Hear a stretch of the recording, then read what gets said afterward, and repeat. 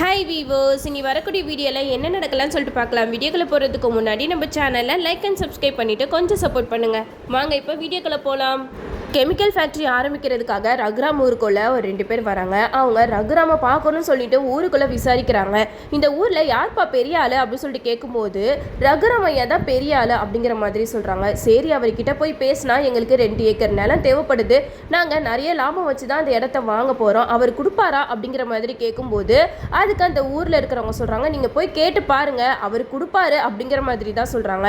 அதுபடியாக அவங்க 2 பேருமே ரகுராம் வீட்டை தேடி போகிறாங்க. அப்போது ரகுராம் கிட்ட அவங்க 2 பேரும் உட்காந்து பேசுறாங்க. ஐயா, எங்களுக்கு 2 ஏக்கர் நிலம் தேவைப்படுது, நீங்க எவ்வளோ லாபம் வச்சு அந்த இடத்த கொடுத்தாலும் பரவாயில்ல, நாங்க வாங்கிக்கிறோம் அப்படிங்கிற மாதிரி சொல்றாங்க. அப்போ ரகுராம் கேட்குறாங்க, சரி நீங்க இடம் தேவைப்படுது அப்படின்னு கேட்குறீங்களே தவிர எதுக்காக தேவைப்படுது அப்படிங்கிற மாதிரி சொல்லவே மாட்டேங்கிறீங்களே அப்படின்னு கேட்கும்போது அவங்க சொல்றாங்க, நாங்க புதுசா கெமிக்கல் ஃபேக்ட்ரி ஆரம்பிக்க போறோம், அதுக்காக எங்களுக்கு இடம் தேவைப்படுது, அதுக்கு தான் உங்ககிட்ட பேசலான்னு வந்தோம் அப்படிங்கிற மாதிரி சொல்றாங்க. அப்போ ரகுராம் சொல்றாங்க, நீங்க 10 மடங்கு லாபம் வச்சு அந்த இடத்த கேட்டாலும் நான் அந்த இடத்த உங்களுக்கு கொடுக்குற மாதிரி இல்லை. ஏன்னா கெமிக்கல் ஃபேக்ட்ரின்றது எங்கள் ஊருக்குள்ளே வரவே கூடாது, அது மூலமாக எங்கள் ஊரில் இருக்கிற மக்களுக்கு பிரச்சனை வரும், ஸோ நீங்கள் இங்கேருந்து கிளம்பலாம் அப்படிங்கிற மாதிரி அவங்க 2 பேரையும் அமுச்சு விட்டுறாங்க. அந்த 2 பேருமே என்ன இது இவங்க எப்படி சொல்லிட்டாங்களே, எப்படியாவது நம்ம அவங்க இடத்த வாங்கியே ஆகணும் அப்படின்னு சொல்லிட்டு அங்கே இருக்கிற யார்கிட்டையாவது பேசி பார்க்கலாமா அப்படின்னு சொல்லிட்டு பேசுகிறாங்க. அப்போது ரகுராம் ஃபேமிலியை பற்றி விசாரிக்கும் போது ரகுராமுக்கு அடுத்ததாக இருக்கிற சிவராமன் கிட்ட வேணால் நீங்கள் போய் பேசி பாருங்கள், ஆனால் அவரும் கொடுக்க மாட்டேன் அப்படின்னு தான் சொல்லுவார். ஆனால் அவங்க வீட்டில் பொம்பளைங்க இருக்காங்க, அவங்க கிட்ட போயிட்டு பேசினா அவங்க வீட்டில் பேசி பார்ப்பாங்க, அப்போ உங்களுக்கு அந்த இடம் கிடைக்கிறதுக்கு நிறைய வாய்ப்புகள் இருக்குது அப்படிங்கிற மாதிரி சொல்கிறாங்க. அதுக்கேற்ற மாதிரியே அந்த 2 பேருமே சரி அவங்க வீட்டு பொம்பளைங்க கிட்ட பேசி பார்ப்போம் அப்படின்ட்டு நிற்கும்போது பார்வதி வீட்டில் கடைக்கு போகிறேன் அப்படின்னு சொல்லிட்டு வெளியில் வராங்க. அப்போ பார்வதியை ஃபாலோ பண்ணிக்கிட்டே போய்கிட்டு இருக்காங்க. அப்போ பார்வதியை பற்றி விசாரிச்சதுல இவங்க சிவராமனோட ஒய்ஃப் கண்டிப்பாக இவங்க கிட்ட பேசி பார்த்தா ஏதாவது ஒரு நல்லது நடக்கும் அப்படின்ட்டு இவங்க நம்பிக்கையாக போயிட்டு பார்வதி கிட்ட போய் பேசுகிறாங்க. ஏமா நீங்கள் எப்படியாவது அவங்க கிட்ட பேசி எங்களுக்கு அந்த இடத்த வாங்கி தர முடியுமா அப்படின்னு கேட்கும்போது அதுக்கு பார்வதி சொல்கிறாங்க, இங்கே பாருங்க, காலையில் தான் நீங்கள் பேசுனீங்களே, நீங்கள் பேசினப்ப அந்த இடத்த கொடுக்க மாட்டேன்னு சொல்லிட்டாங்களே, அதுக்கப்புறம் நான் எப்படி பேசி அந்த இடத்த வாங்கி தர முடியும் அப்படின்னு சொல்லும்போது அந்த ஆள் சொல்கிறாரு, ஏமா நீ கண்டிப்பாக அந்த இடத்த மட்டும் வாங்கி கொடுத்தனா அதில் வர லாபத்தில் உனக்கு நான் எக்ஸ்ட்ராவே தரேன் அப்படிங்கிற மாதிரி சொல்கிறாங்க. இதை கேட்டதுமே பார்வதிக்கு என்ன செய்கிறதுனே தெரியல. இல்லை, நீங்கள் சொல்கிறத நான் கேட்க மாட்டேன், இப்போ நீங்கள் சொன்ன மாதிரி நான் போய் வீட்டில் போய் பேசினேன்னா பெரிய பிரச்சனை வரும், அவங்க இஷ்டப்படி கொடுத்தா தான் உண்டு, ஆனால் நான் சொல்லி அவங்களாம் கொடுக்கவே மாட்டாங்க அப்படிங்கிற மாதிரி சொல்கிறாங்க. அப்போ அந்த 2 பேர் யோசிக்கிறாங்க, இவங்களை எப்படி சம்மதிக்க வைக்கிறது அப்படின்னு யோசிச்சுக்கிட்டு இருக்கும்போது பெண்கள் எதுக்கு மயங்குவாங்க, கண்டிப்பாக தங்க நகையை பார்த்தா அவங்களாம் விழுந்துருவாங்க, அதனால இந்த பொண்ணுக்கு ஒரு 5 சவரனில் ஏதாவது நகையை வாங்கிட்டு போய் கொடுப்போம், அந்த நகையை பார்த்ததுமே வீட்டில் போய் பேசுறதுக்கு நிறைய வாய்ப்புகள் இருக்குல்ல அப்படின்னு சொல்லிட்டு அந்த கேப்பில் போயிட்டு நகையை வாங்குறாங்க. 5 பவுன் நகையை வாங்கி பார்வதி கிட்ட கொடுக்கலாம் அப்படின்னு சொல்லிட்டு வெயிட் பண்ணிட்டு இருக்கும்போது பார்வதியும் கடைக்கு போயிட்டு வராங்க. அப்போ பார்வதியை பார்த்து பேசுகிறாங்க, ஏமா உங்களுக்கு நாங்கள் இப்போமே அட்வான்ஸ்டாக ஒரு பொருள் தரோம், இதை வச்சுக்கிட்டு எப்படியாவது வீட்டில் பேசி பாருங்களேன் அப்படிங்கிற மாதிரி சொல்கிறாங்க. ஆனால் பார்வதி இல்லை, என்னால் முடியாது அப்படின்னு தான் ஆரம்பத்தில் சொல்லிட்டு இருப்பாங்க.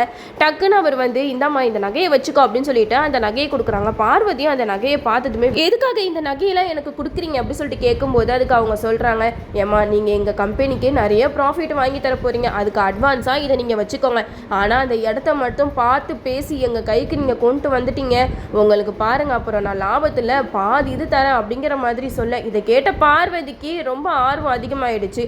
அப்போ பார்வதி அவங்க கிட்ட சொல்கிறாங்க, இங்கே பாருங்கள், நான் உங்களுக்காக பேசுகிறேன், ஆனால் நீங்கள் என்கிட்ட இந்த நகையை கொடுத்தது, இந்த மாதிரி லாபம் தரேன்னு சொன்னது, அதெல்லாம் வீட்டில் யார்கிட்டையும் சொல்லக்கூடாது அப்படின்னு சொல்ல இதை கேட்ட அவங்களும் சொல்கிறாங்க, ஏம்மா இதெல்லாம் கம்பெனி ரகசியமாக நாங்கள் இதை வெளியில் சொல்ல மாட்டோம், நீங்கள் எதுக்குமே கவலைப்படாமல் நீங்கள் எங்களுக்காக பேசுங்க அப்படிங்கிற மாதிரி சொல்லி பார்வதியை பிரெயின் வாஷ் பண்ணி அமுச்சு விட்டுறாங்க. பார்வதி அந்த நகையை யாருக்குமே தெரியாமல் ரூம்குள்ளே போயிட்டு வச்சிடறாங்க. அப்போது ஜானகி கிட்ட போய் சொல்கிறாங்க, அக்கா நீங்கள் கொஞ்சமாவது மாமா கிட்ட பேசி பார்க்கலாம்ல, இந்த இடத்த விற்றா கண்டிப்பாக நம்மளுக்கு பல மடங்கு ப்ராஃபிட் வரும், அப்போ எதுக்காக அந்த இடத்த நம்ம வச்சுருக்கணும், பேசாமல் விற்றுட்டு அதில் வர லாபத்தில் எல்லாத்துக்குமே பிரித்து கொடுக்கலாம்ல அப்படிங்கிற மாதிரி சொல்லும்போது ஜானகி சொல்கிறாங்க, அதான் நீயே பார்த்தல அவங்க என்ன சொன்னாங்க, இந்த இடத்துல நான் யாருக்கும் தரமாட்டேன் அப்படின்னு சொன்னதுக்கப்புறம் நான் எப்படி மாமா கிட்ட போய் பேச முடியும் அப்படிங்கிற மாதிரி சொல்லி இதை கேட்ட பார்வதி சொல்கிறாங்க, அக்கா நீங்கள் போய் பேசினா கண்டிப்பாக எல்லாருக்குமே லைஃப் மாறிடும் அப்படிங்கிற மாதிரி சொல்லி ஜானகியை பேச வைக்கிறாங்க. ஜானகியும் ரகுராம் கிட்ட போய் பேசுகிறாங்க, ஏங்க உங்ககிட்ட நான் ஒன்று கேட்குறேன், தப்பாக எடுத்துக்காதீங்க. இப்போ வந்தாங்களே 2 பேர், அவங்கக்கிட்ட அந்த இடத்துல ஏதோ ஃபேக்ட்ரி ஆரம்பிக்கணும்னு சொன்னாங்களே, அதை ஆரம்பிச்சுட்டு போட்டுமே அவங்களுக்கு அந்த இடத்த கொடுத்துருங்க, நம்மளுக்கு தான் நிறைய மடங்கு லாபம் வருதுல்ல அப்படி இப்படின்னு ரகுராம் கிட்ட ஜானகி சொல்ல, இதை கேட்ட ரகுராம் வந்து ஜானகி கிட்ட சொல்கிறாங்க, ஜானகி நீ கொஞ்சமாவது புரிஞ்சு தான் பேசுறியா?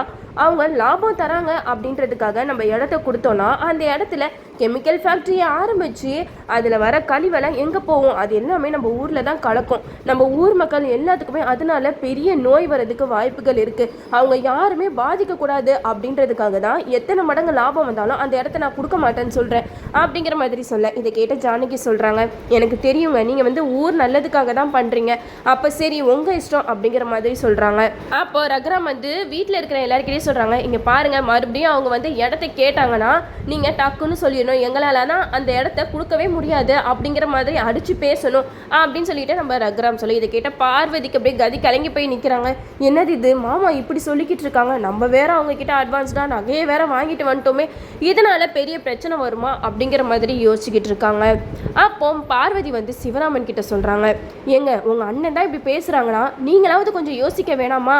அந்த இடத்த கொடுத்தா நம்மளுக்கு பல மடங்கு லாபம் வருதுல்ல, இதை வச்சுட்டு நம்ம எல்லாருமே சந்தோஷமாக இருக்கலாம், நீங்கள் எதுக்காக இதுக்கு ஒத்துக்க மாட்டேங்கிறீங்க? நீங்கள் போயிட்டு உங்கள் அண்ணன் கிட்ட பேசுங்க அப்படிங்கிற மாதிரி சொல்லும்போது சிவராமன் சொல்கிறாங்க, இங்கே பார்வதி, எங்கள் அண்ணன் எது செஞ்சாலும் நல்லதுக்கு தான் செய்வாங்க, லாபம் வருதுன்னு சொல்லிட்டு ஊரில் இருக்கிற எல்லாத்தையும் சாக சொல்கிறியா அப்படிங்கிற மாதிரி பார்வதி கிட்ட கேட்க, அதுக்கு பார்வதி சொல்கிறாங்க, ஆமாம் இந்த வீட்டில் உங்கள் அண்ணனுக்கு தான் பவர் இருக்குது, உங்கள் பேச்சுக்கெல்லாம் எந்த ஒரு பவருமே கிடையாது, இப்படியே இருங்க, நம்ம இப்படியே இருந்தால் நம்ம கடைசி வரைக்கும் இப்படியே ஒருத்தவங்க கிட்ட அடிமையாக இருக்க வேண்டியதான் அப்படிங்கிற மாதிரி பார்வதி ரொம்ப ஓவராக பேசுகிறாங்க. சிவராமனுக்கு கோபம் வருது, என்னடி ஓவராக பேசுகிற அப்படின்னு சொல்லிட்டு 2 பேருமே சண்டை போட்டுட்டு இருக்காங்க.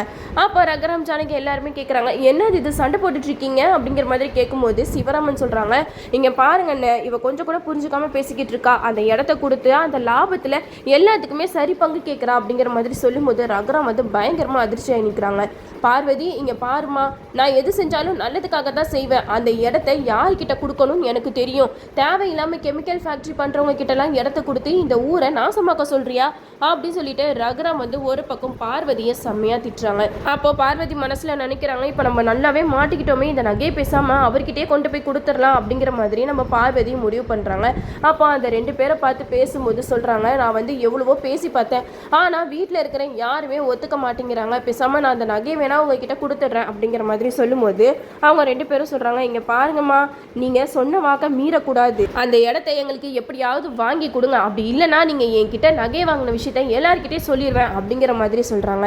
நம்ம பார்வதியும் இதெல்லாம் கேட்டுட்டு நம்ம பெரிய பிரச்சனையில் மாட்டிக்கிட்டோமே, இப்போ நம்ம என்ன பண்ணுறது அப்படின்னு சொல்லிட்டு தவிச்சுக்கிட்டு இருக்காங்க. இந்த விஷயத்த பத்மா கிட்ட சொல்கிறாங்க, என்னக்கா நினச்சிக்கிட்டு இருக்காங்க, இந்த வீட்டில் எல்லாத்துக்கும் லாபத்தை வரதை பிரித்து கொடுப்பாங்களா? இவங்க என்னென்னா ஊருக்கு நல்லது அங்கே நல்லதுன்னு சொல்லிட்டு நம்மளோட சந்தோஷத்தெல்லாம் கெடுத்துக்கிட்டு இருக்காங்க அப்படிங்கிற மாதிரி சொல்லும்போது பத்மா சொல்கிறாங்க, இப்போ எதுக்கு நீ இவ்வளோ கோவப்படுற?